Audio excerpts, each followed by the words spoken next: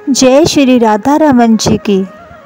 प्रत्येक मास की दोनों पक्षों यानी कृष्ण पक्ष और शुक्ल पक्ष की त्रयोदशी तिथि को प्रदोष व्रत रखा जाता है, जो भगवान शिव को समर्पित होता है। शिव पुराण के अनुसार इस व्रत में भगवान शिव की पूजा प्रदोष काल में अर्थात शाम के समय की जाती है। संध्या का समय प्रदोष काल की पूजा का शुभ समय होता है। इसी समय भगवान शंकर के साथ पूरे शिव परिवार की पूजा का विधान है। यदि प्रदोष व्रत बुधवार के दिन पड़े तो उसे बुध प्रदोष व्रत कहते हैं। बुध प्रदोष के दिन व्रत करने से उत्तम स्वास्थ्य तथा बुद्धि का विकास होता है।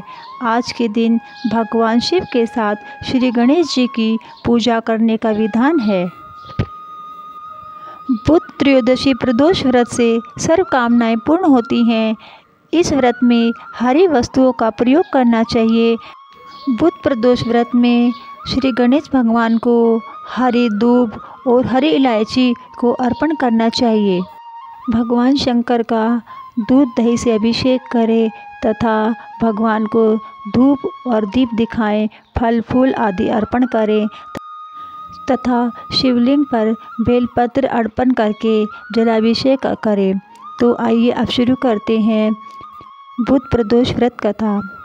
एक समय की बात है, एक लड़के का विवाह हुआ। विवाह के कुछ दिनों के बाद उसकी पत्नी अपने मायके चली गई। कुछ दिनों बाद वह लड़का पत्नी को लेने उसके यहाँ गया। बुधवार को जब वह पत्नी के साथ लौटने लगा तो ससुराल पक्ष ने उसे रोकने का प्रयत्न किया कि विदाई के लिए बुधवार का दिन शुभ नहीं होता, लेकिन वह नहीं माना और पत्नी के साथ चल पड़ा। नगर के बाहर पहुंचने पर पत्नी को प्यास लगी। वह लड़का लोटा लेकर पानी के तलाश में चल पड़ा। पत्नी एक पेड़ के नीचे बैठ गई। थोड़ी देर के बाद वह लड़का पानी लेकर वापस लौटा तो उसने देखा कि उसकी पत्नी किसी के साथ हंस हंस कर बातें कर रही है और उसके लोटे से पानी पी रही है। उसको बहुत क्रोध आया। वह निकट पहुंचा तो उसके आश्चर्य का कोई ठिकाना ना रहा। वह उस आदमी की सूरत उसी की भांति थी। पत्नी भी सोच में पड़ गई। दोनों पुरुष आपस में लड़ने लगे। भीड़ इकट्ठी हो गई। सिपाही भी आ गए। हमशक्ल आदमियों को देखकर वे भी आश्चर्य में पड़ गए।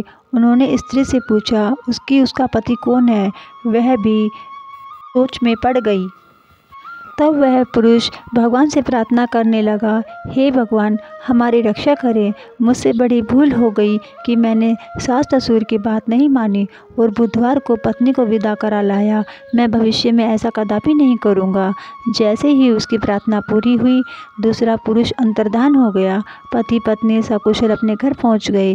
उस दिन के बाद से पति और पत्नी नियम पूर्वक बुध त्रयोदशी का व्रत करने लगे। बंधुओं, यह आपको वीडियो अच्छी लगी हो तो प्लीज़ मेरे चैनल को लाइक व सब्सक्राइब जरूर करें तथा बेल आइकन दबाना ना भूलें, जिससे हमारी आने वाली सारी जानकारी आपको सही समय पर मिल सके। आप सबको जय श्री राधा रमन जी की। धन्यवाद।